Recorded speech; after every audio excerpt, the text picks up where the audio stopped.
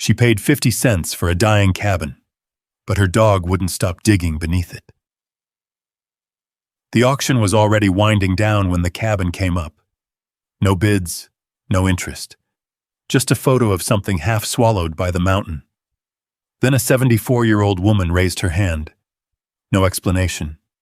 No hesitation. Days later, deep in the quiet woods, her German shepherd began scratching at the floor, again and again, like he knew something she didn't. Would you have walked away from that cabin? Or stayed to find out what your dog was trying to tell you? The heat settled low over the courthouse lawn that morning, thick and unmoving, like it had nowhere else to go. Folding chairs had been set up in uneven rows across the patchy grass. Some leaned. Some sank slightly into the soft earth. A few older men stood instead, hats tipped forward, arms crossed, watching the proceedings with the kind of patience that comes from having where urgent to be. Marlene Bishop stood near the back. She didn't sit. At 74, standing still was easier than getting back up again. One hand rested loosely on the worn leather leash she held. The other hung at her side, fingers slightly curled, as if she had forgotten what she meant to do with them. Beside her, Kaiser stood tall and quiet. The German shepherd's coat caught the sun in streaks of black and rust. His ears stayed forward, alert but calm. His eyes moved slowly, taking in everything, the shifting crowd, the voices, the movement of paper signs rising and falling. He didn't pull. He didn't pace. He simply stayed. The auctioneer's voice carried across the lawn, sharp and practiced. Next item, folks. 3-bedroom farmhouse, partial acreage, south boundary line. Who'll start me at 20,000? Hands went up quickly. Voices followed. Numbers climbed. Marlene didn't react. She watched, but not closely. Her gaze drifted sometimes, settling on small things. The flicker of a cigarette being tapped against a boot. The soft whine of a truck idling somewhere beyond the trees. The smell of cut grass mixing with hot asphalt from the nearby road. It all felt distant, like she was standing just outside of it. The auction moved on. Another property, then another. People spoke louder now, more confident. There was something about numbers being called out in the open air that made them sound lighter than they were. Easier to spend when they floated like that. Kaiser shifted once. Not restless, just a small adjustment of his weight. Marlene glanced down at him. He met her eyes for a brief moment, then looked away again, scanning the crowd. She gave a faint nod, almost without thinking. Then the auctioneer cleared his throat. All right, next on the list. His tone changed slightly. Less energy, less expectation. Mountain parcel, 5 acres. Whisper Hollow Ridge, no utilities. Structure on site, condemned condition. Former owner deceased. Property's been sitting a long time. A few people in the front row leaned back. One man chuckled under his breath. The auctioneer lifted a small photograph from the stand beside him, held it up for the crowd. Even from where she stood, Marlene could see it wasn't much. A cabin, or what used to be one. The roof dipped in the middle. One side of the porch had collapsed inward. The windows looked boarded over, or maybe just too dark to reflect anything. Trees pressed in close around it, like they were slowly swallowing it whole. No one raised a hand. The auctioneer waited. All right then. We'll start low. $500. Silence. Someone coughed. A chair creaked. Marlene didn't move. Kaiser's ears twitched once. 200? The auctioneer tried again. Nothing. A few people shook their heads. One woman fanned herself with a folded brochure, not even looking up. The heat pressed down harder. $100, the auctioneer said, voice tightening just a little. Still nothing. The kind of nothing that settles in and stays. He lowered the photograph slightly, glancing toward the county clerk standing off to the side. She gave a small shrug. The auctioneer exhaled. $50, folks. 50 takes it. A man near the front let out a quiet laugh. Not mean, just dismissive. No one wants that headache, someone muttered. Marlene's fingers shifted slightly against the leash. Kaiser turned his head. Not toward the crowd. Toward the photograph. It was subtle, barely noticeable, but it held. The auctioneer rubbed the back of his neck. All right, look, we're just trying to clear this off the books. County doesn't need it sitting there another year. He hesitated. Then, with a small, almost reluctant smile, 50 cents, anybody? The words drifted out into the heat, and for a second, it felt like they didn't land anywhere at all. Then the laughter came. Soft at first, then a little louder.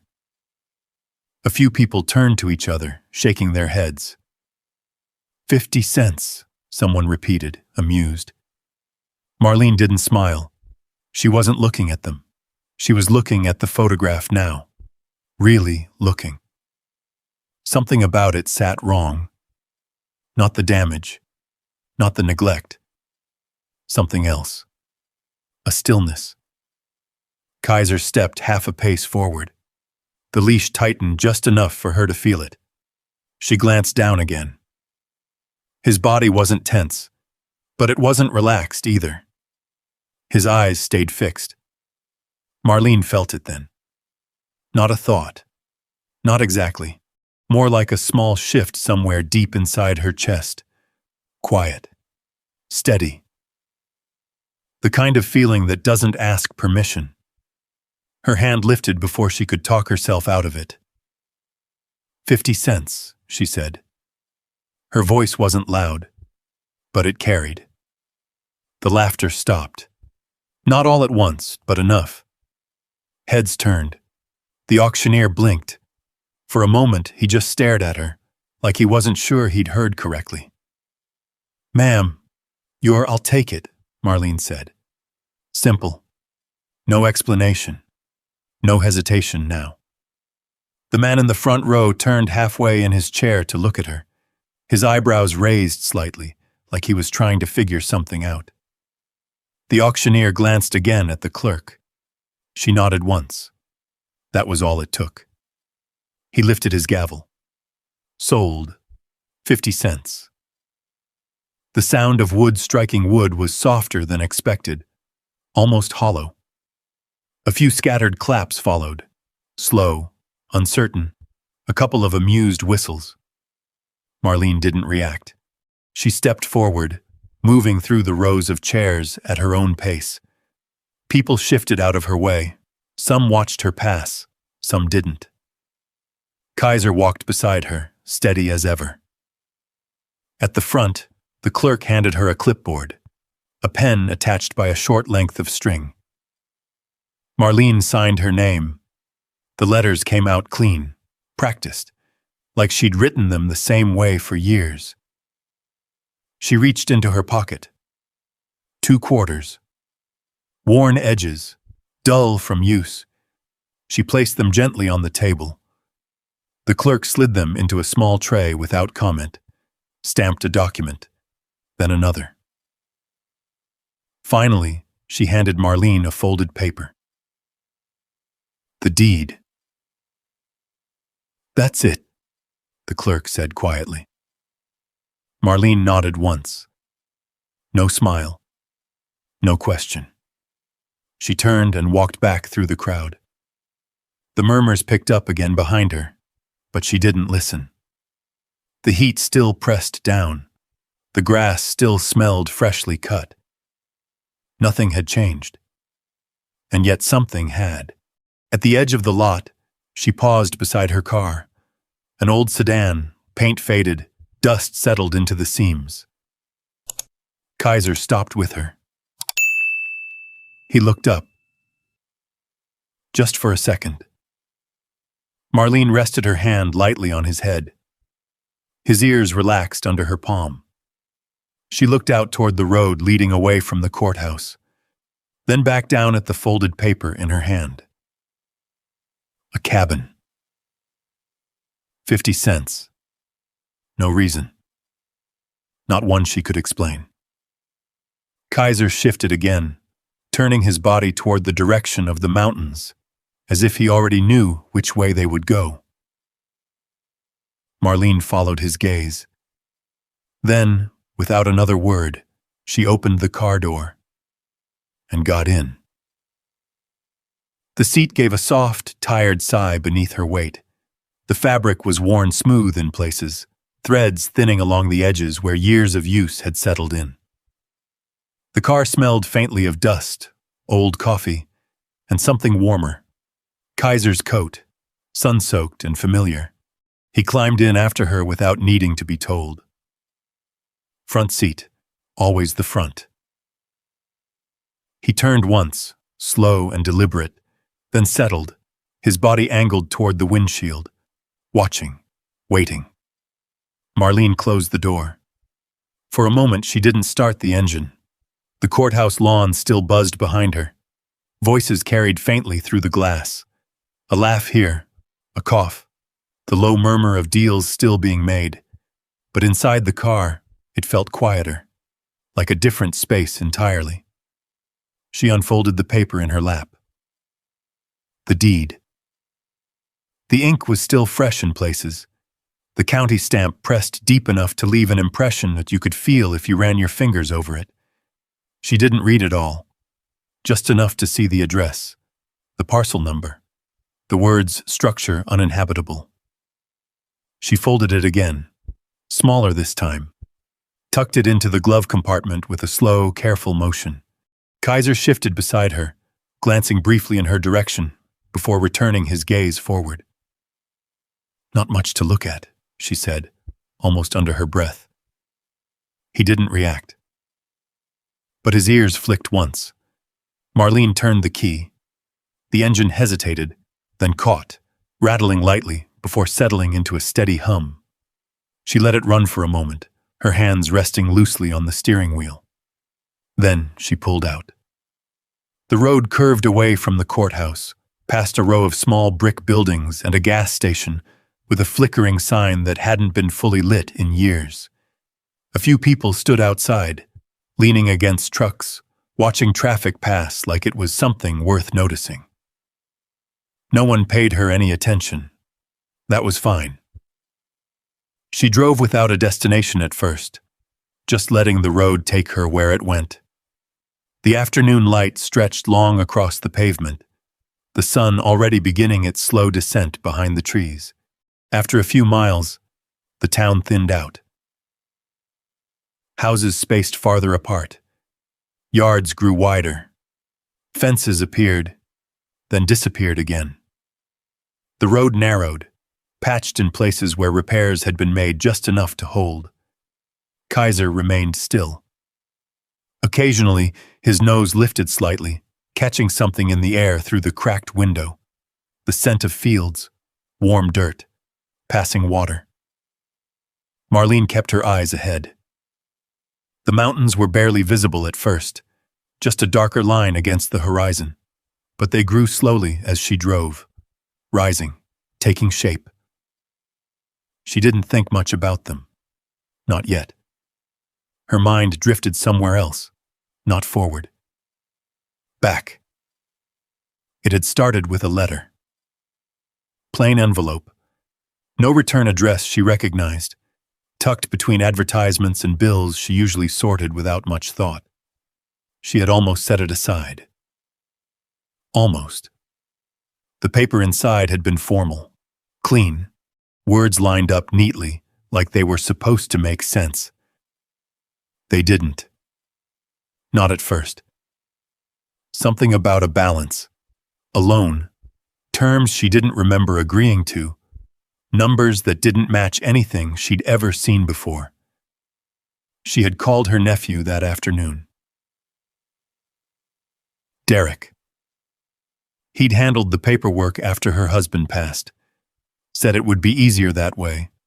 Said she didn't need to worry about all the details. "Just sign where I tell you, Aunt Marlene," he'd said, smiling in that easy way of his. "I'll take care of the rest." She'd believed him. Why wouldn't she? On the phone, his voice had been calm, reassuring. "Probably just a clerical error," he told her. "These things happen all the time. I'll look into it." He never called back. The next letter came a week later. More direct, less polite. She drove to the bank after that. Sat across from a woman with careful hair and a voice that never rose above a certain level, the kind of voice that stayed steady no matter what it was saying. The woman explained everything. Not quickly. Not slowly either. Just clearly. A reverse mortgage. Signed, filed, processed. The house, her house, used as collateral. Marlene had listened. She hadn't interrupted, hadn't raised her voice, just sat there, hands folded in her lap, as the words settled into place one by one. "Is there something we can do?" she had asked finally. The woman hesitated, then shook her head. Not unkindly, just honestly. By the time Marlene left the bank, the sun had already started to dip. The light outside looked different, sharper somehow, like it had edges it didn't have before. She called Derek again. This time it went straight to voicemail. She didn't leave a message. After that, things moved quietly. Not fast, not slow, just steady. More letters, more numbers, more dates. Deadlines she didn't fully understand until they had already passed. She packed what she could. Not much. Clothes, a few dishes wrapped in old towels, a photograph of her husband she wasn't ready to leave behind. The rest stayed. There wasn't room. The day she left, the house looked the same from the outside. White siding, small porch, the same wind chime hanging near the door, catching the breeze in soft, uneven notes. She stood there for a long moment, Kaiser beside her. He hadn't been hers very long then. A shelter dog, older than most people wanted. Quiet, watchful, the kind that didn't demand attention, but stayed close once he had it. He hadn't pulled at the leash, hadn't barked, just stood. Waiting. Marlene locked the door behind her, set the key on the porch railing, and walked away. The road curved slightly as she drove now, pulling her attention back to the present. Kaiser shifted again, settling deeper into the seat. The mountains were clearer now. Closer. Marlene adjusted her grip on the wheel. She hadn't meant to come this far. Not at first, but there wasn't much else to do. No place she needed to be. No one waiting. The car had become enough. For now. She had learned how to sleep sitting up, how to fold a blanket just right so it didn't slide off during the night, how to park where no one would bother asking questions. Kaiser adapted faster than she did. He always seemed to know when to stay quiet, when to stay still, when to watch, especially when someone got too close. Marlene slowed slightly as the road began to climb. Gravel replaced pavement. The tires made a different sound now, rougher, louder beneath the car. She glanced at Kaiser. "You think it's up there?" she asked. He didn't answer. Of course he didn't. But his head lifted slightly, ears angling forward toward the rising line of trees. Marlene followed his gaze. The ridge stretched ahead. Quiet. Waiting. She pressed the gas just a little and kept driving. The gravel road climbed in slow, uneven curves, winding through tall pines that closed in tighter the higher she went. Branches stretched overhead, filtering the light into thin, broken strips that moved across the windshield as the car passed beneath them. The tires slipped once on loose stone. Marlene eased off the gas, letting the car find its grip again. This might be the wrong road, she murmured. But she didn't turn around. Kaiser sat forward now, his posture subtly different. Not tense, just attentive. His nose lifted, drawing in the air through the cracked window. The breeze carried the smell of damp earth, sap, and something older, something that didn't belong to the open fields below. The deeper they went, the quieter it became. No passing cars, no distant engines, not even birds for a while. Just the sound of gravel shifting under the tires. After another mile, the road narrowed further. Grass began to grow along the center strip, brushing softly against the underside of the car. A low branch scraped along the passenger side with a dry, dragging sound. Marlene winced. Easy, she said, though she wasn't sure if she meant the car or herself. The trees opened slightly around a bend, and then she saw it. The cabin sat crooked against the slope, half shadowed by the surrounding woods. It looked smaller than it had in the photograph, or maybe just more tired. The roof sagged deeper on one side than she expected. A section near the chimney dipped inward, like it had given up trying to hold itself together. The front porch leaned unevenly, one corner sunken several inches lower than the rest. Weeds had grown tall around the base, brushing against the sides of the structure. Marlene slowed the car to a stop. The engine idled for a moment, then she turned it off. Silence followed. Not the soft kind she'd grown used to in quiet places. This was heavier still. She sat there for a while, hands resting on the wheel. Kaiser didn't move. He stared straight ahead, eyes fixed on the cabin. "You see it too," she said quietly. He stepped down from the seat before she even opened the door. His paws hit the ground with a soft thud. He stretched once, then stood still, nose working the air. Marlene stepped out slowly. The ground felt uneven beneath her shoes, loose gravel mixed with patches of dirt that had hardened under the sun. The air here was cooler, shaded by the trees, but it carried a dampness that clung to the skin. She closed the car door gently behind her. The sound echoed more than she expected. Kaiser moved ahead a few steps, then stopped, glancing back at her. "All right," she said. "I'm coming." The path to the cabin wasn't really a path anymore, just a worn line through the grass, barely visible. She followed it carefully, watching where she placed her feet. Up close, the cabin looked worse. The wood siding had darkened with age, streaked with water stains and patches of rot. One of the windows was cracked, the glass clouded and dull. Another had been boarded over at some point, though the board itself had started to split.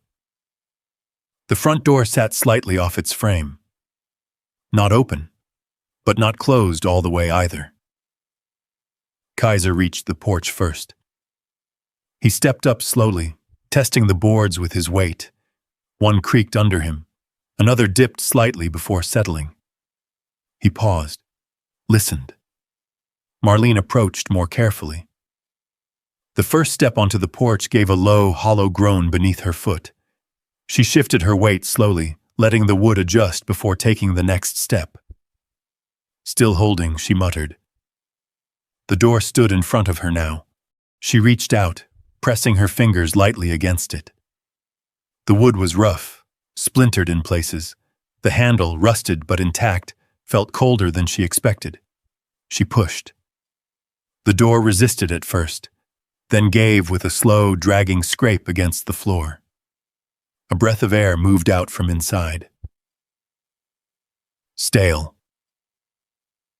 cold, carrying the smell of old smoke, damp wood, and something faintly metallic that lingered at the back of the throat. Marlene hesitated. Not long, just enough to notice. Then she stepped inside. The light changed immediately. Dimmer. Filtered. Dust hung in the air, drifting through the narrow beams of sunlight that pushed in through the gaps in the boards and cracks in the walls. The main room opened in front of her. One space. Simple. Or what had once been simple. A stone fireplace stood against the far wall, its edges worn smooth in places. A rusted stove leaned slightly to one side, pipe disconnected and darkened with age.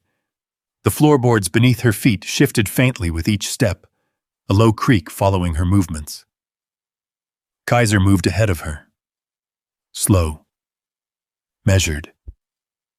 His nose stayed low, tracing the edges of the room, moving from wall to wall.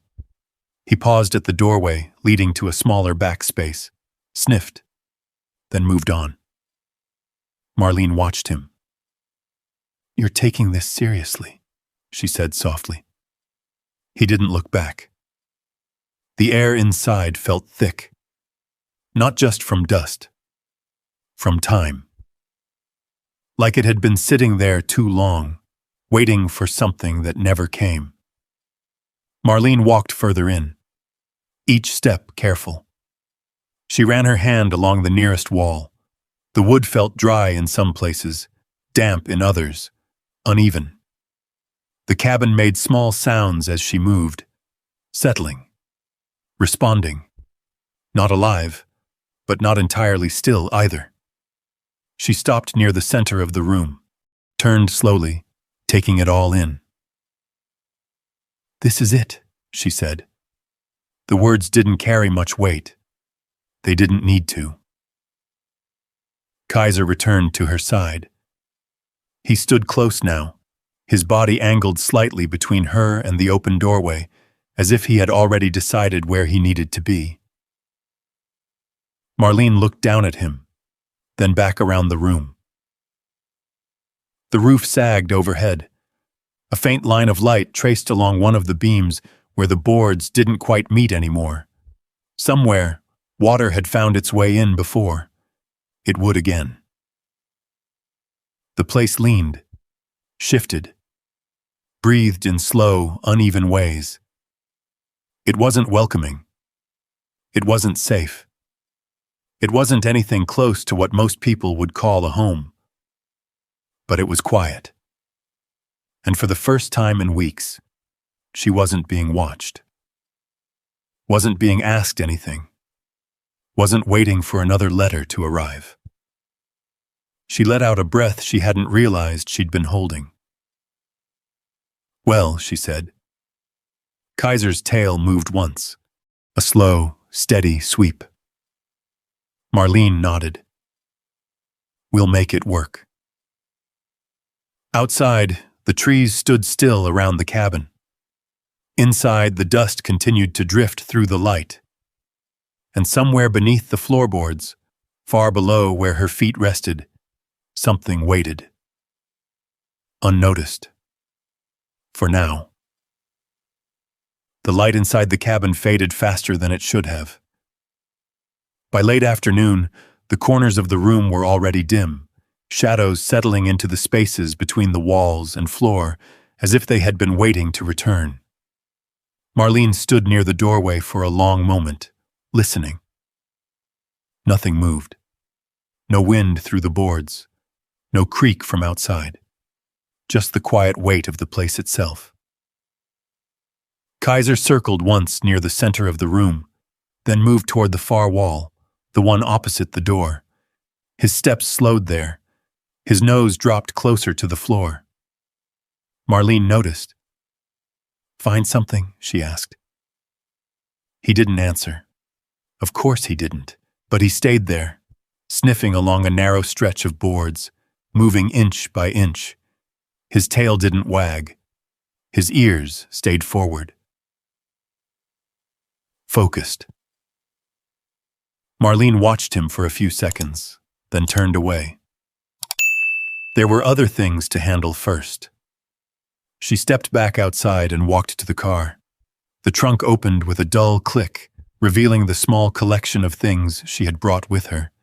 2 blankets, a dented kettle, a plastic container with canned food, a flashlight that worked when it felt like it.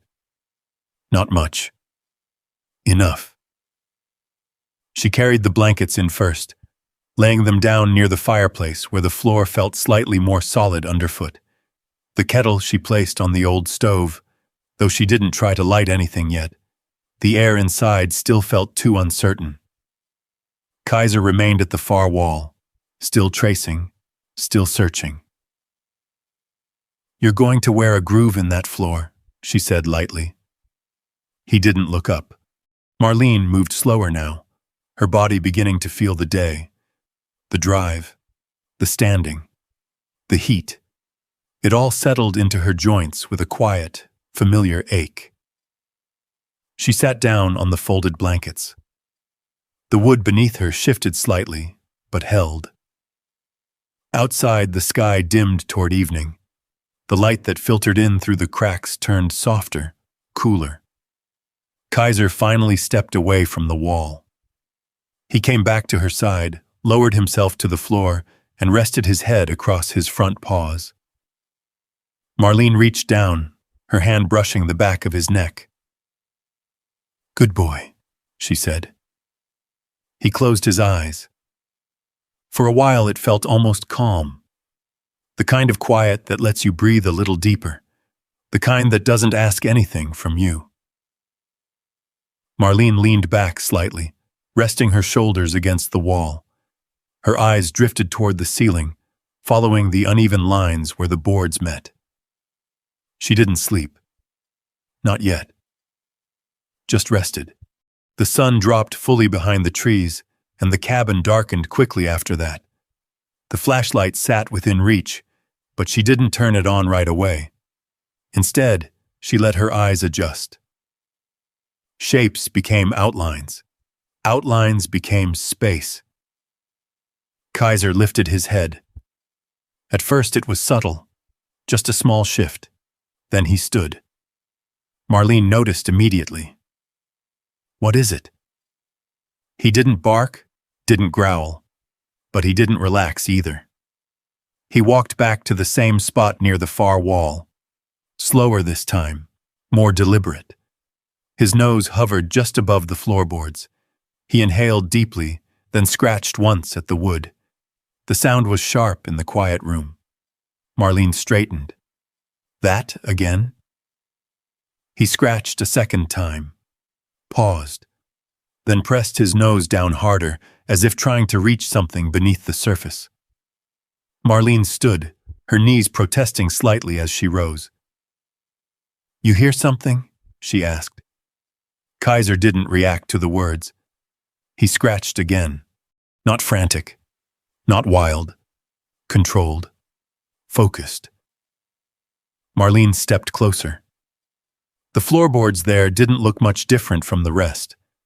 A little darker, maybe. Slightly uneven at the edges. She crouched down, placing her hand flat against the wood. It felt cool, dry. Nothing unusual. She tapped it lightly with her knuckles. A dull sound. Solid. Kaiser let out a low breath through his nose, then scratched again, a little harder this time. "All right," she said, though her voice carried a hint of uncertainty now. "That's enough." She reached out, resting her hand against his shoulder. "Probably just something under there. Old place like this." Her voice trailed off. Kaiser didn't move. He stayed fixed on that spot, his body angled slightly forward, weight shifted toward his front legs. Waiting. Marlene sighed softly. "Tomorrow," she said. "We'll take a look tomorrow." She stood again, brushing her hands against her jeans. Kaiser remained where he was for another moment. Then, slowly, he stepped back. Not convinced. Just paused. He returned to her side, but he didn't lie down right away. Instead, he stood close, his body angled toward the wall, his attention still split between her and that place on the floor. Marlene turned on the flashlight. The beam cut through the dim room, catching dust in the air, illuminating the edges of the walls, the worn surfaces, the quiet age of everything around her. She moved through the cabin once more, checking corners, glancing into the back room. Nothing moved. Nothing shifted. Everything stayed exactly as it had been still. Empty. When she came back to the blankets, Kaiser finally settled down beside her. But he didn't fully relax. One ear stayed slightly raised, listening. Marlene lay back slowly, pulling one of the blankets over herself. The floor beneath her felt harder now, less forgiving, but it was steady enough. She closed her eyes. For a few minutes, nothing happened. Then, scratch, soft, quick, Marlene's eyes opened. Kaiser was already up.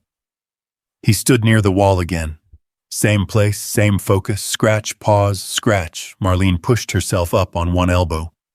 "You're not letting that go, are you?"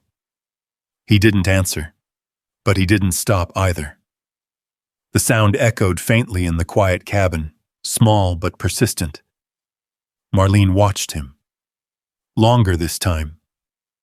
The way he moved, the way he returned to that exact spot, the way he paused between each motion, listening. It wasn't random. It wasn't restless. It was certain. She sat up fully now, pulled the blanket aside. "You're hearing something I'm not," she said quietly. Kaiser stopped, turned his head slightly toward her. For a second, their eyes met. Then he looked back at the floor and waited. Marlene didn't move any closer. Not yet. She just sat there, listening to the quiet, to the faint creak of the cabin settling around them, to the distant sound of something moving through the trees outside. And beneath it all, nothing she could hear. But something Kaiser could. She leaned back slowly against the wall again, her gaze fixed on that same section of floor. "Tomorrow," she said once more, softer now. But the word didn't carry the same certainty. Kaiser remained there for a long time before finally returning to her side. When he lay down, he faced the wall. Not her. Marlene closed her eyes again. But sleep came slower this time. And when it did, it stayed light. The kind that listens. The kind that waits. And somewhere in the dark, just beyond where she could hear or understand, the quiet beneath the floor remained. Unchanged, but no longer unnoticed. Morning came slowly to the cabin. A thin gray light slipped through the cracks in the walls, spreading across the floor in narrow lines. The air felt colder than the night before, holding on to the dampness that never quite left. Marlene opened her eyes without moving. For a moment, she listened. The woods had woken up again. Distant birds, a faint rustle of leaves somewhere downhill, the soft drip of water falling from branches after the night's humidity settled. Beside her, Kaiser was already awake, not lying down anymore, standing, facing the same wall. Marlene exhaled quietly. "Still at it, huh?" Kaiser didn't turn. His body was still, focused, the way he had been the night before. Marlene pushed herself up slowly, the stiffness in her back settling into place as she sat. She rubbed her hands together, then reached for the flashlight before realizing she didn't need it anymore. Daylight was enough. "All right," she said. Her voice was rough from sleep. "Let's see what you've got."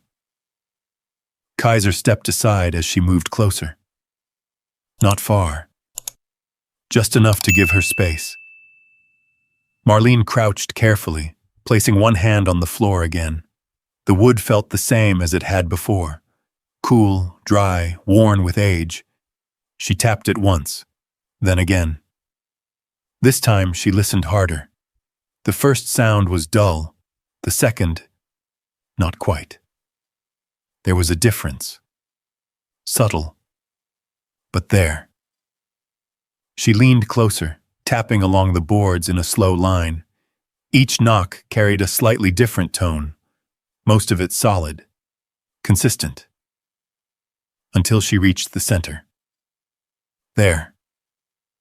A hollow note. Quiet, but clear. Marlene paused. Her fingers stayed pressed against the wood. Well, she murmured. Kaiser's tail moved once behind her.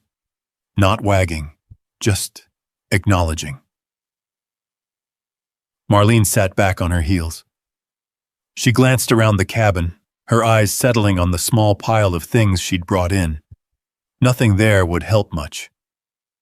Then she remembered the car. Stay, she said softly. Kaiser didn't move. She stepped outside, the cool morning air brushing against her face as she crossed the uneven ground back to the sedan. The trunk opened with the same dull click. She searched through what little she had. A tire iron.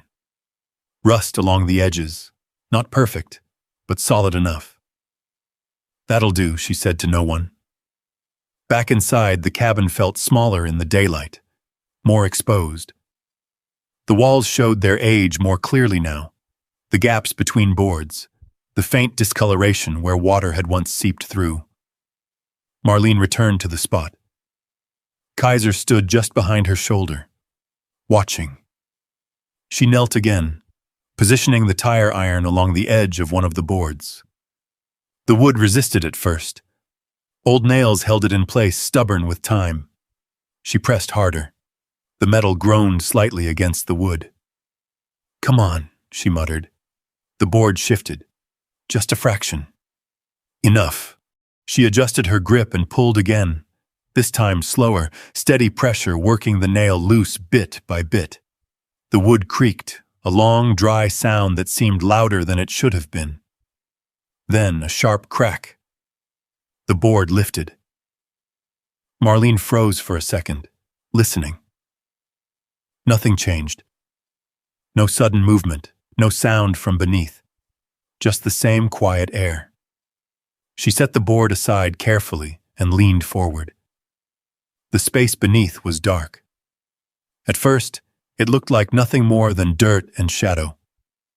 Then her eyes adjusted. There was something there. Not large, not obvious, but not part of the ground either.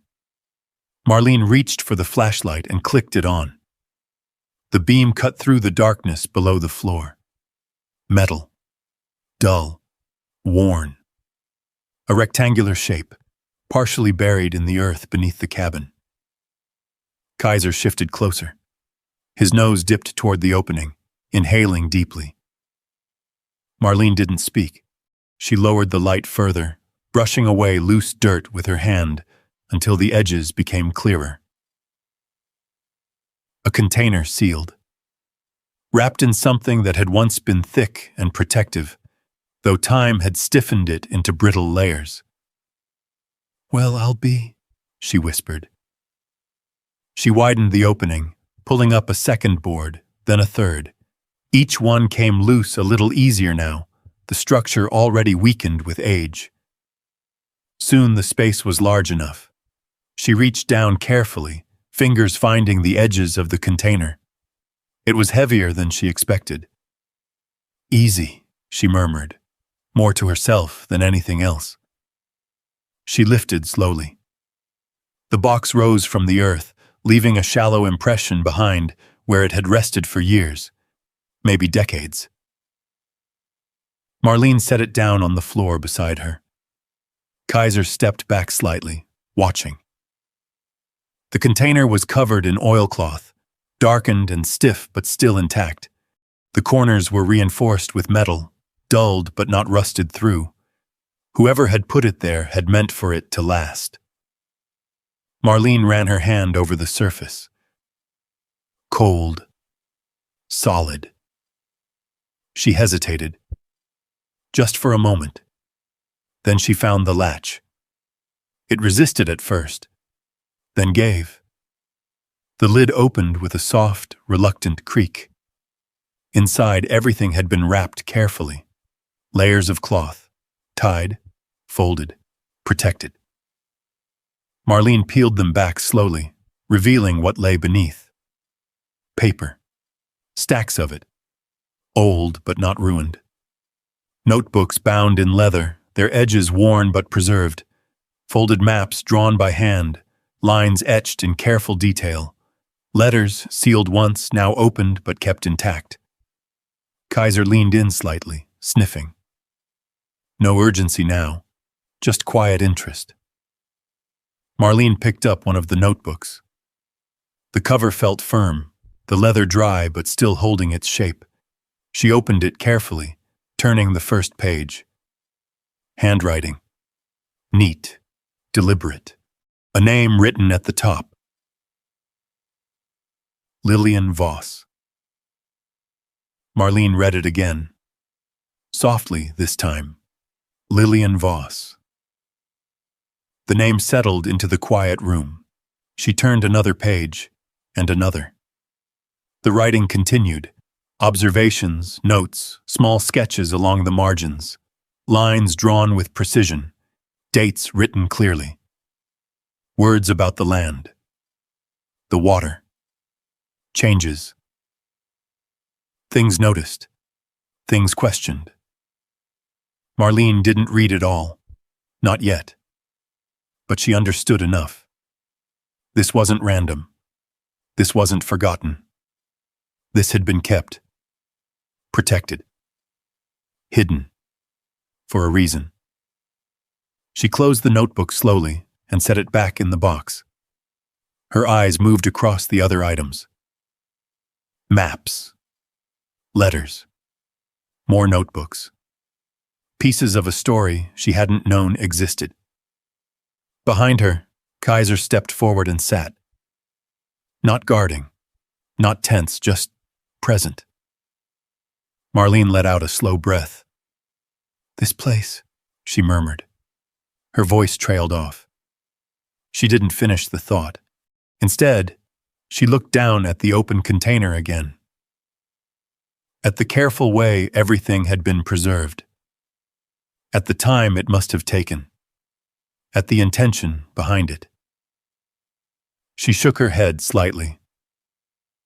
"I don't know what you were trying to say," she said quietly, as if speaking to the name she had just read. "But I guess I'm here now."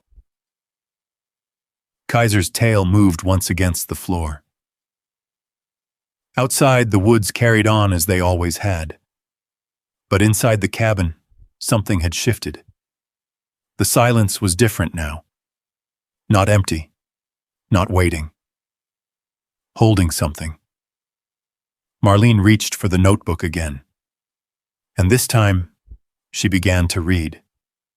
The handwriting was steady, careful, not rushed. Each word placed like it mattered. April 12th. The water runs differently this spring. Not louder, not lower, just wrong. Marlene frowned slightly. She turned the page. May 3rd. No one else seems to notice. Or they don't want to. I've walked the ridge twice this week.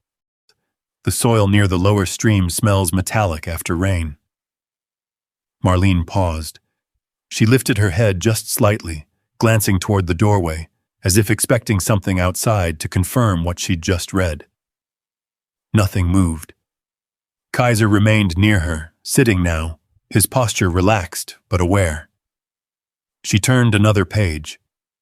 Sketches appeared in the margins, small lines marking curves of land, arrows pointing toward something just out of view, notes written beside them, precise but unfinished. It didn't read like a story. It read like someone trying to prove something. Marlene closed the notebook halfway. Not just writing things down, she murmured, trying to figure something out. Kaiser's ears shifted. He didn't look at the notebook. He looked toward the door. Marlene noticed. What is it? This time, Kaiser stood. Not abruptly, not alarmed, just aware. His body angled slightly toward the outside, head lifted. Listening. Marlene stayed still. The cabin held its breath again. Then, a sound. Faint, but unmistakable. Gravel. Tires rolling slowly over it. Marlene's eyes moved toward the open doorway. That's not the wind, she said quietly. Kaiser stepped forward, placing himself between her and the door without being told. The engine sound grew closer. Low, controlled. Not struggling like her own car had on the climb. This one moved easily. Marlene stood slowly, setting the notebook back into the box without closing it. Her movements were careful, deliberate, like she didn't want to disturb anything more than she already had. She walked to the doorway.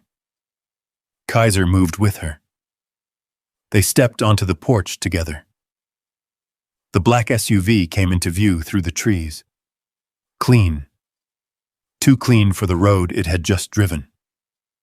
It rolled to a slow stop a few yards from the cabin, engine idling smoothly, barely making a sound.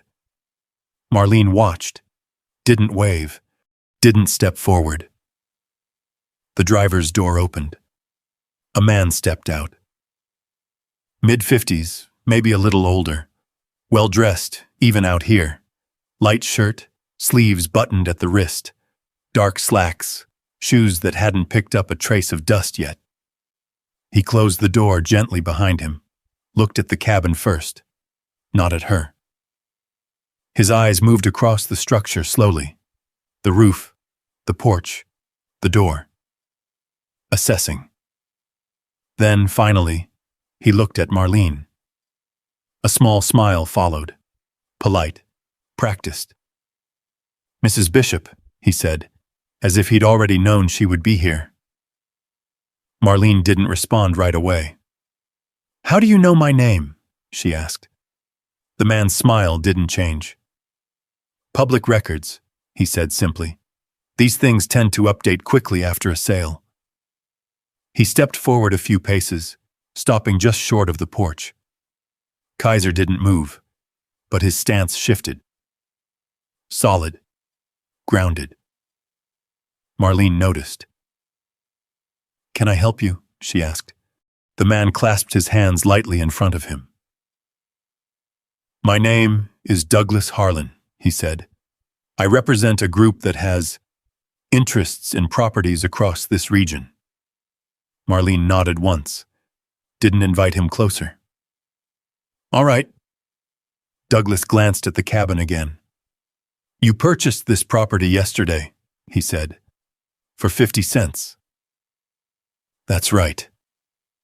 He smiled again, slightly wider this time. "Well," he said, "I'd like to make you an offer." Marlene didn't answer. She just waited. Douglas took another step forward, though still not onto the porch. $10,000, he said. "Cash transfer, immediate, no conditions." The number hung in the air. Too large, too sudden. Marlene didn't blink. "Why?" she asked. Douglas tilted his head slightly, as if the question amused him. "Because it's simpler," he said, "for everyone involved." Marlene crossed her arms loosely. "There's nothing simple about this place," she said. Douglas's smile softened. "Exactly," he replied. He gestured lightly toward the cabin. "It's unstable, structurally questionable. No utilities, no road access worth mentioning." He paused. "Not the kind of place someone should try to live in." Kaiser let out a low breath. Not a growl, but close. Douglas's eyes flicked toward him briefly, then back to Marlene. I'm simply offering you a way out before it becomes inconvenient. Marlene held his gaze. Inconvenient for who? Douglas didn't answer immediately. Instead, he reached into his pocket and pulled out a small card. He held it up between two fingers. My contact information, he said, in case you decide to reconsider. Marlene didn't take it. Douglas lowered his hand slightly. 15,000, he said. The number came quicker this time, less casual. Marlene shook her head once. No. Douglas's smile faded just a fraction. Not gone, just thinner. You should think about it, he said. Conditions up here. They change quickly. Marlene glanced past him, toward the road he had come from. I've seen worse, she said. Douglas followed her gaze briefly, then looked back at her. I'm sure you have, he replied. A pause. Then, things like this, he continued, nodding slightly toward the cabin, tend to attract attention. Not always the kind you want. Kaiser stepped forward half a pace. Douglas noticed. His expression didn't change, but his posture shifted subtly, weight moving just slightly backward. Marlene saw it. Is that a warning? She asked. Douglas shook his head. Just an observation. Silence settled between them. The woods remained still. No wind. No movement. Just the quiet presence of three figures standing in a place that didn't seem to belong to any of them fully. Douglas slipped the card back into his pocket. I'll leave you to it, he said. For now. He turned, walking back toward the SUV with the same measured pace he had approached with. No rush, no hesitation. The door opened, closed. The engine never stopped running. The vehicle backed slowly, then turned, disappearing between the trees as quietly as it had arrived. Marlene remained on the porch. Kaiser stood beside her, eyes fixed on the direction the SUV had gone. Neither of them moved for a while. Then Marlene exhaled. Well, she said softly. Kaiser didn't look at her. His attention stayed on the road. Marlene turned back toward the cabin. Inside, the open box still waited. The notebook still lay where she had left it. And for the first time since she had stepped onto this land, something felt different. Not just quiet, not just strange. Watched. She stepped back inside. And this time she closed the door behind her. The latch clicked louder than it should have. For a moment, Marlene stood there with her hand still on the handle, listening. Not to the woods, not to the wind. To the absence of the man, to the quiet he left behind. Kaiser moved first. He circled once near the door, nose low, tracing something faint on the floorboards, then drifted back toward the center of the cabin. Not restless now, not pacing, but not settled either. Marlene turned slowly. The box sat where she had left it, the notebook still open. Waiting. She walked back to it and lowered herself into the chair with a careful breath. The wood creaked beneath her, but it held. All right, she murmured. Let's see what you were trying to say. Her fingers brushed the edge of the page before she turned it. June 14th. The stream near the lower ridge runs cloudy again after rain. Upstream remains clear. There's a split somewhere. There has to be. Marlene leaned forward slightly. A split, she repeated under her breath. She reached for one of the folded maps tucked inside the container. It crackled softly as she opened it, the paper worn thin along its creases. The drawing was rough, but careful. Lines marking elevation, small symbols near the edges, arrows drawn in pencil, pointing toward a narrow section near the center. No labels, just markings. Marlene studied it. Her eyes moved from the map to the door, then back again. "Lower Ridge," she said quietly. Kaiser's ears lifted. She tapped the paper lightly with her finger. "This place," she added.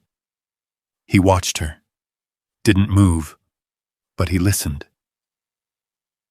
Marlene shifted in her seat, pulling the notebook closer. She turned another page.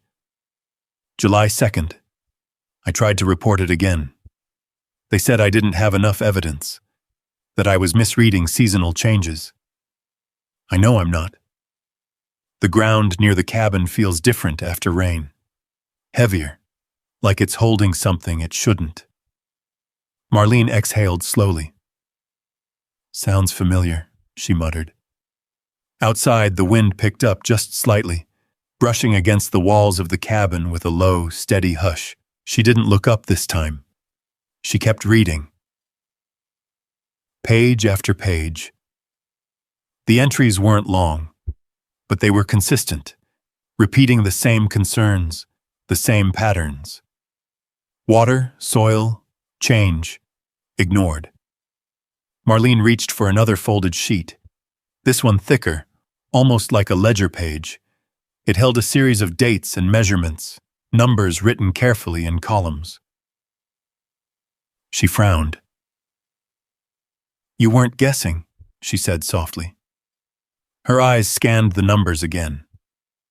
Rising, falling, repeating, not random, a pattern. Kaiser shifted his weight. Marlene glanced at him. "What is it?" He didn't answer, of course, but he stepped toward the far side of the cabin, toward the same direction he had been drawn to before. Marlene followed his gaze. The floor, that same corner. Still disturbed from where she had lifted the boards earlier. Still open. She stood slowly, carrying the map in one hand. "All right," she said. They moved together. Kaiser ahead, Marlene just behind. The air near the opening felt cooler. Not dramatically, just enough to notice. She crouched down, holding the map closer to the exposed space. Her eyes moved from the drawn lines to the direction of the slope outside, then back again. "Lower Ridge," she whispered. Kaiser lowered his head. He sniffed once, then twice, then stepped back. Marlene leaned closer. The smell was faint, metallic, just like the notebook had described. She sat back slowly on her heels. "All right," she said again, this time quieter. Behind her, something creaked. Not the wind, not the floor. She turned. The door, still closed. But the wood around the frame shifted slightly, settling. Tired. Marlene held her breath for a second, then let it go. "You're fine," she said aloud, more to herself than anything else. Kaiser returned to her side. He didn't seem alarmed, just attentive. Marlene stood and walked back to the table, setting the map down flat. She smoothed it carefully, pressing out the folds with her palms. The lines made more sense now. Not completely, but enough. "This isn't about the cabin," she said. Kaiser watched her. "It's about what's under it, around it." She tapped the map again. "And that man." Her voice trailed off. She didn't need to finish the thought. The offer. Too fast. Too much. Too focused. Not on her. On this place. She picked up the notebook again, flipped to the last few pages. The handwriting changed slightly there, less steady, still careful, but urgent. September 19th. If anyone finds this, don't ignore it like they did. There's a reason they want this land quiet. The water tells you everything if you listen long enough. Marlene stared at the line, then read it again. The water tells you everything, she repeated. Kaiser shifted closer. Resting now, but still watching. Marlene closed the notebook slowly. Her hands rested on it for a moment. Then she looked toward the window. The trees stood still. The sky had softened into late afternoon. Light filtering through branches, casting long shadows across the ground. Nothing looked different. And yet, everything felt sharper, clearer, not safer, but understood. A little. Marlene stood. She walked to the door, paused, then opened it. The air outside felt cooler now. Cleaner. She stepped onto the porch, Kaiser following at her side. She looked toward the slope beyond the cabin, toward the direction marked on the map, toward the place where the ridge dipped lower into the trees. Tomorrow, she said quietly. Kaiser sat beside her. Calm. Steady. Marlene folded her arms loosely, watching the light shift across the forest. For the first time since arriving, she wasn't just staying.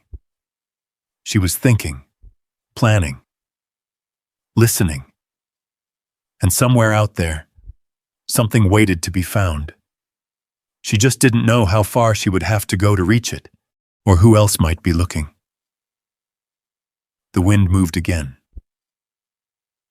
Soft. Barely there. But this time, she noticed it. The wind didn't move the same way. It didn't pass through the trees clean. It caught. Dragged low along the ground, as if something in the soil was holding it back. Marlene stood still on the porch, her eyes narrowing just slightly. Kaiser's ears tilted forward. He wasn't looking at the trees. He was looking down the road. The gravel stretch that disappeared between the pines. Empty. Still. But something about it felt used. Marlene stepped off the porch slowly, her boots pressing into the soft dirt. The ground still held the memory of yesterday's moisture. She didn't go far, just enough to see the edge of the clearing. And there, faint, but there. Tire tracks. Not old, not washed away, fresh enough that the edges hadn't softened yet. Marlene crouched down, ran her fingers lightly along the impression. Someone came up here, she said under her breath. Kaiser stepped beside her, nose lowering to the ground. He followed the track for a few feet, then stopped, head lifting again. Listening. Marlene followed the line with her eyes. The tracks didn't go all the way to the cabin. They stopped short. Turned. Left. Whoever it was hadn't stayed. They had just checked. She stood up slowly. Her chest tightened, not with panic, with awareness. All right, she whispered. She turned back toward the cabin. The door stood open, the interior dark behind it. Still, unchanged, but no longer unnoticed. Inside, the air felt different, not colder, just disturbed. Marlene stepped in carefully. Kaiser moved ahead of her this time, faster than before, scanning each corner, each shadow. Nothing was out of place. The table, the chair, the notebook. Still exactly where she left them. But something small, Something barely visible caught her eye. The window, the one facing the trees. The latch. It wasn't broken. Just loosened. She walked over and touched it. It shifted under her fingers. Not enough to open on its own. Not enough to fall. Just enough to say, someone had tried. Kaiser let out a low sound. Not a bark. Not a growl. Something in between. Marlene turned toward him. "I see it," she said quietly. He held her gaze for a second, then relaxed, just slightly. Marlene closed the window firmly, checked the other one, then the door. This time she locked it. Carefully, deliberately. The click sounded final.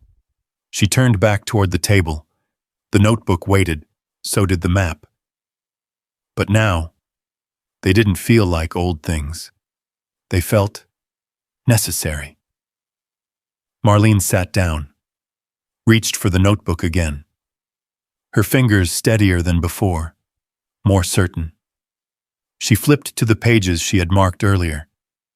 Read slower this time, more carefully. Looking for what she might have missed. October 3rd. The lower flow changed again. I tried to follow it upstream, but the ground near the bend is unstable. Something beneath is shifting. I can feel it.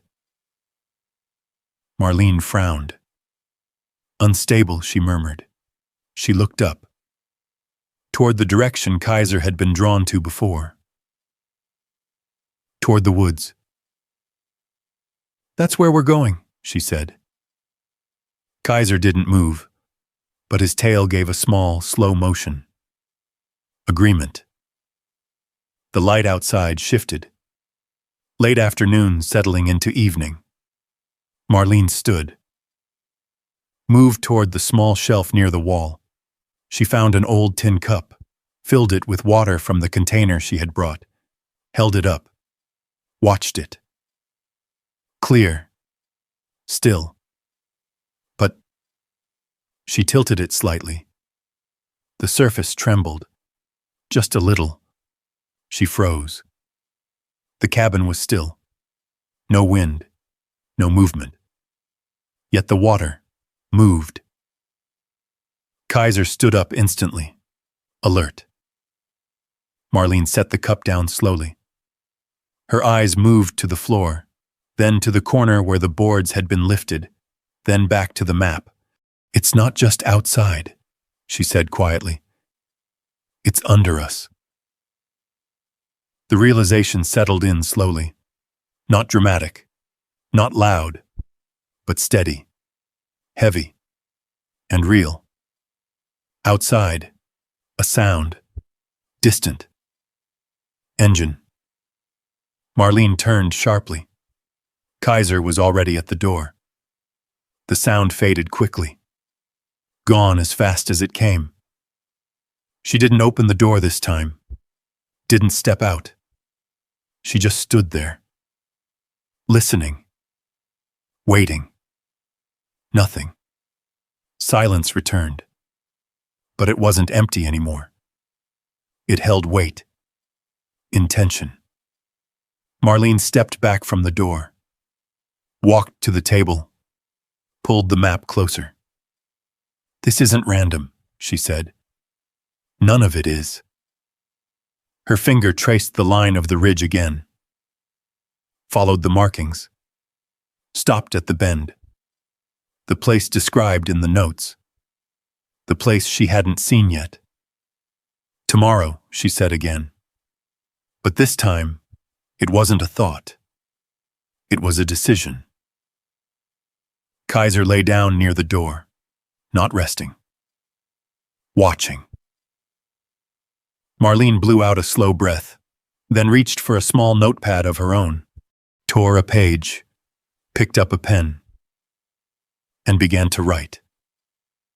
Short lines. Clear. Dates, so observations, tracks, Window, water, everything. Her handwriting wasn't perfect, but it was careful, intentional. She set the page aside, started another. If someone was watching, she would be ready. If someone was testing, she would answer. The light faded. The cabin grew darker. But Marlene didn't rush to turn on the lantern. She let the shadows come, let her eyes adjust, let the quiet settle in. Kaiser didn't move. Neither did she. Somewhere outside, a branch snapped, soft, distant but clear. Marlene didn't flinch.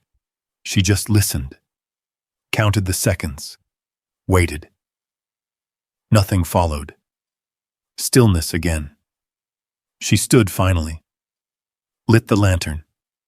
The small glow filled the room, warm, contained, safe, enough. She looked around once more, at the walls, the floor, the notebook, the map, then down at Kaiser. "You found something," she said quietly.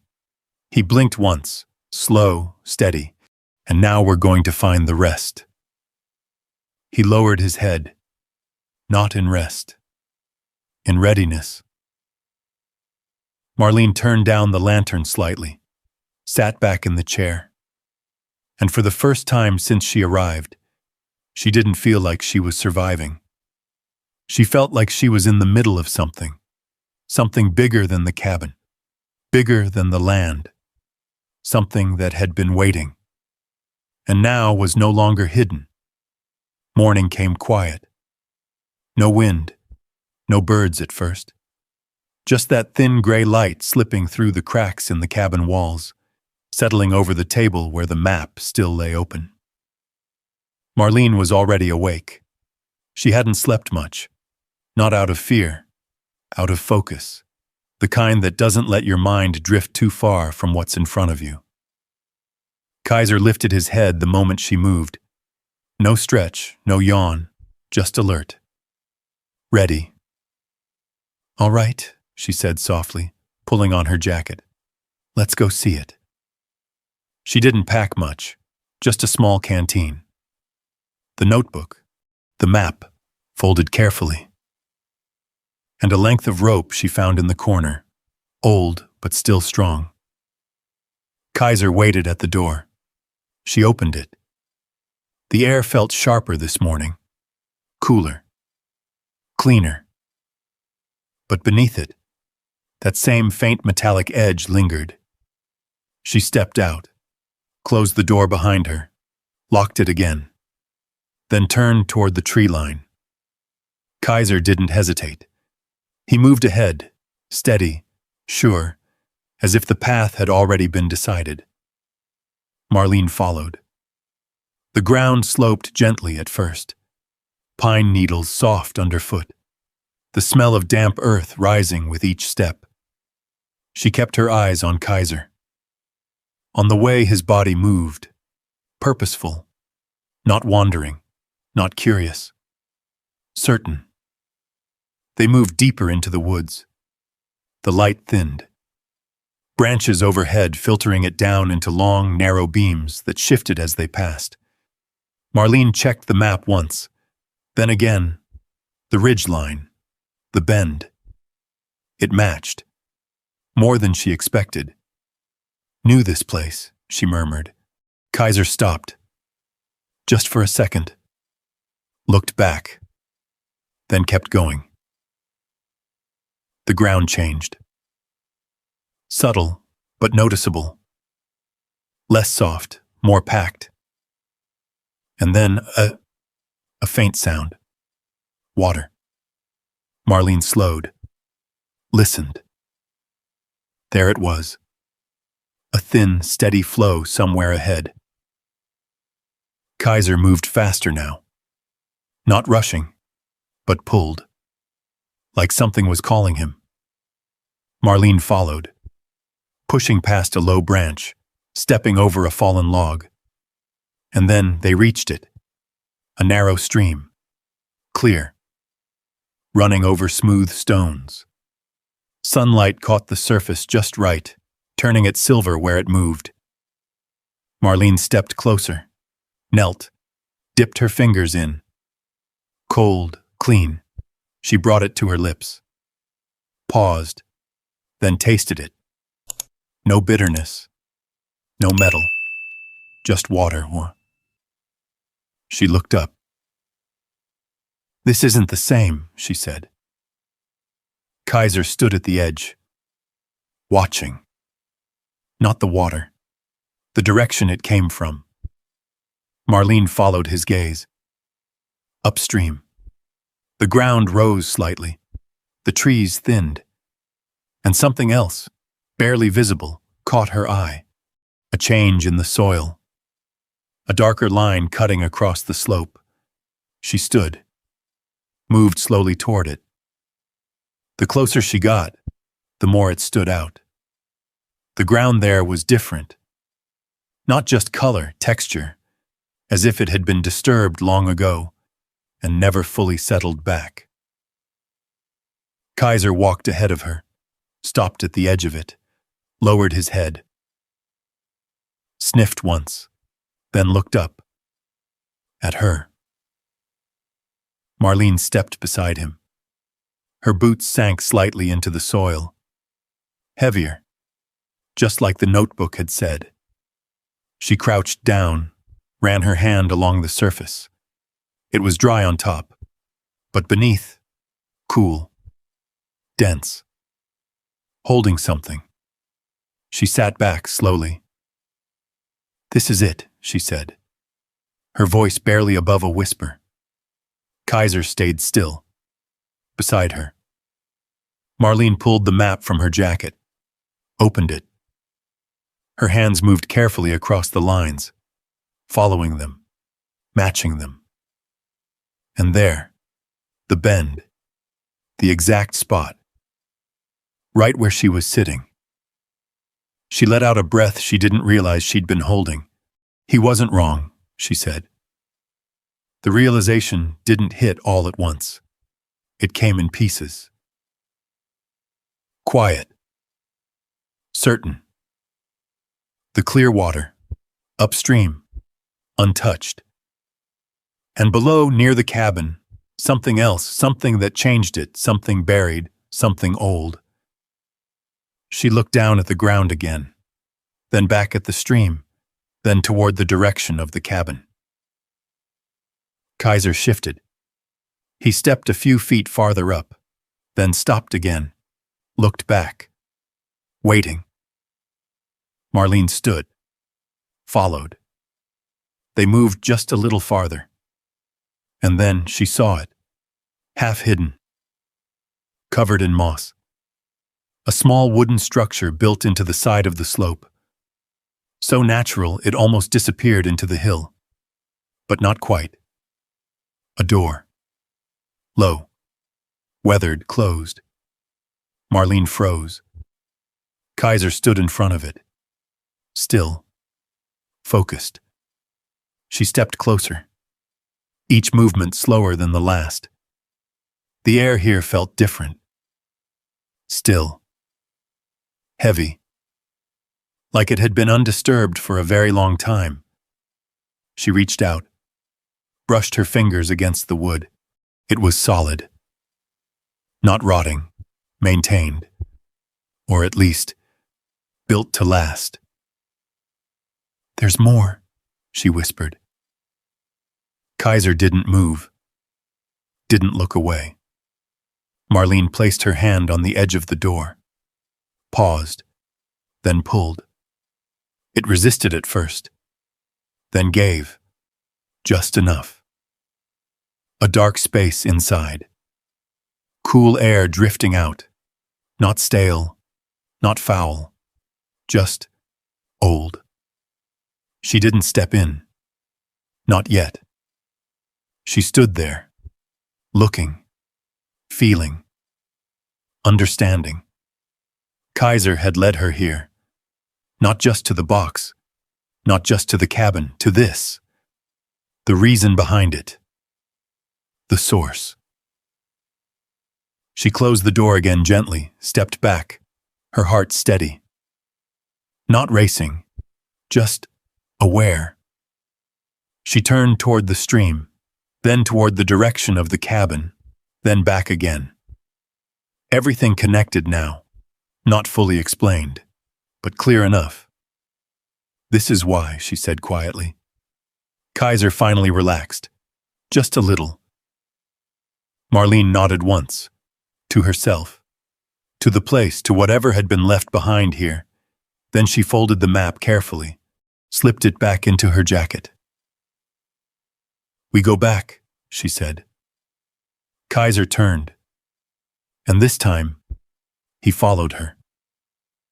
They walked back slower, not because the path was harder, because everything along it meant something now. The trees weren't just trees. The slope wasn't just land. Every shift in the ground, every change in the air, every quiet sound, Marlene noticed all of it. Kaiser stayed close, not leading, not pulling, walking beside her, as if the work of finding was done. And now it was time for something else. When the cabin came back into view, it looked different. Not smaller, not larger, just settled, like it had been waiting for someone to understand it. Marlene stepped onto the porch and paused. The boards creaked under her weight. Familiar now. She unlocked the door and went inside. The air held steady, nothing disturbed, no signs of anyone returning.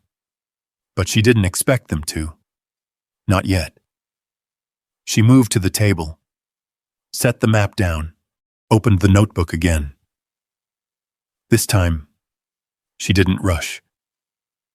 She read slowly, carefully, line by line, not looking for clues anymore, understanding them. The water tells you everything. She nodded once. "Yes," she said quietly, "it does." Kaiser lay down near the door. Calm. Watching. Marlene pulled her own notepad closer. Began writing again. But this time, the tone had changed. Not just observations, decisions, plans. She listed what she knew. The clean spring upstream, the altered flow below, the disturbed ground near the cabin, the hidden structure in the hillside. Then she wrote something new: protect the source. She set the pen down, looked around the cabin, at the walls, at the floor, at the space she had almost walked away from. "I'm staying," she said aloud.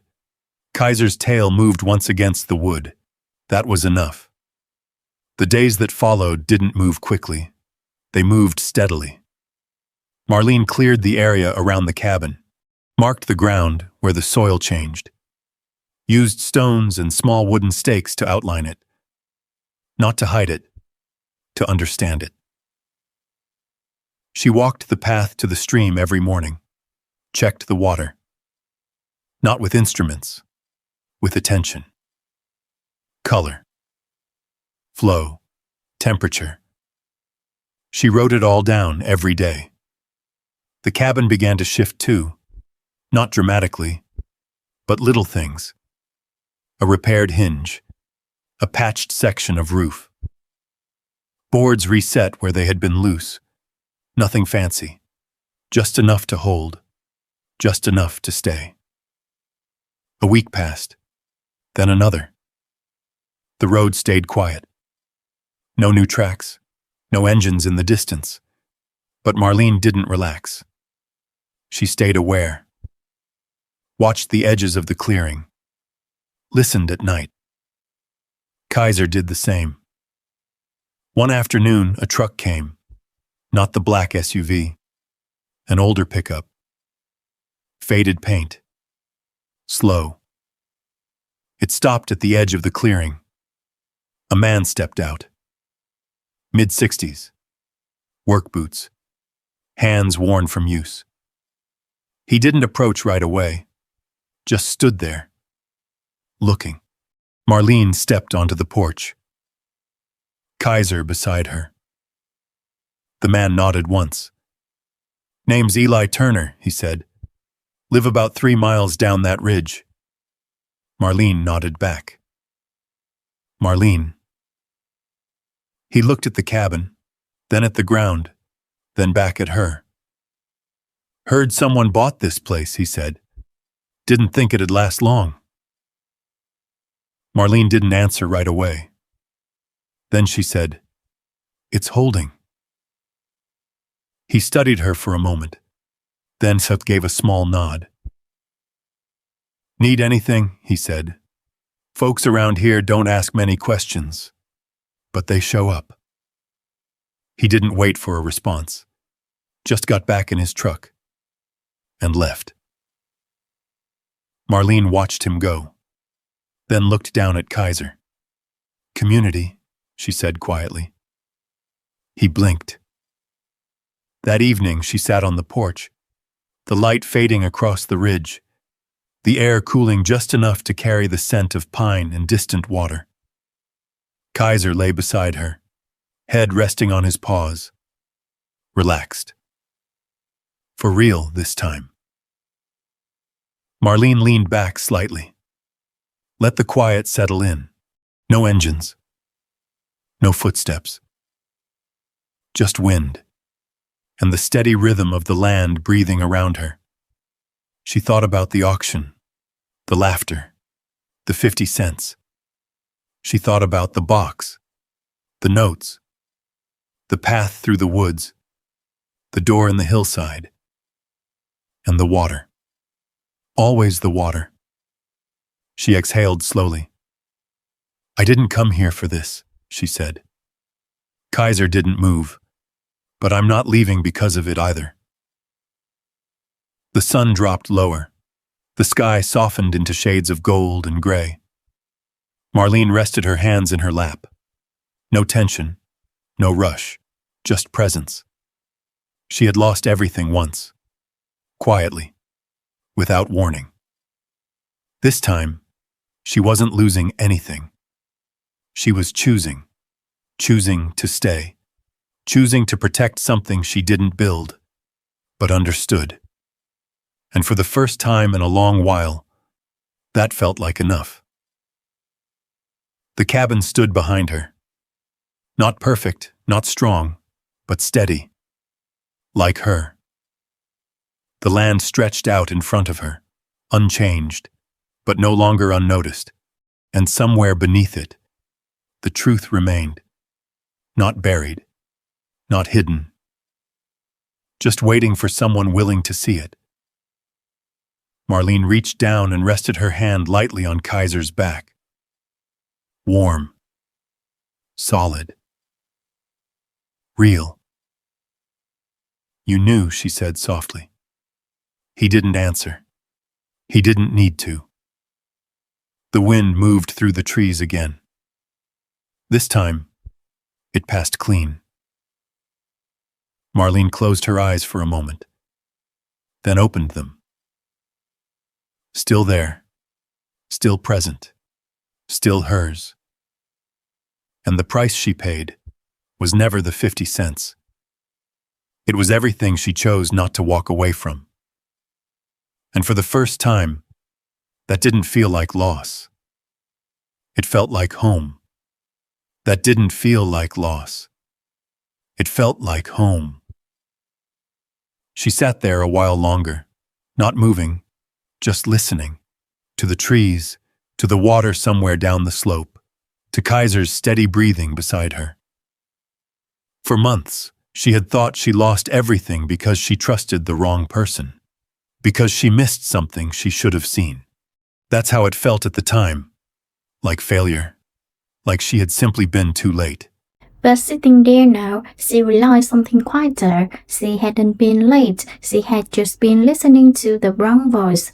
Kaiser hadn't made the mistake. He didn't care about it or money or what looked valuable on paper. He followed what didn't sit right. He stayed with what other would work best. He kept returning to the same spot, not because it makes sense, but because it felt to. And that's what brought her here. Not luck, not chance, attention. Malin looked out over the ridge again, the fading light settling into the trees, and she talked about all the things people walk away from just because they don't understand them the right way. Then she reached down, resting her hand on Keisha's back, steady and warm. And for the first time, she didn't wonder what she had lost. She wondered something else. How many people spend their whole lives walking past the one place that would change everything just because nothing in them told them to stop?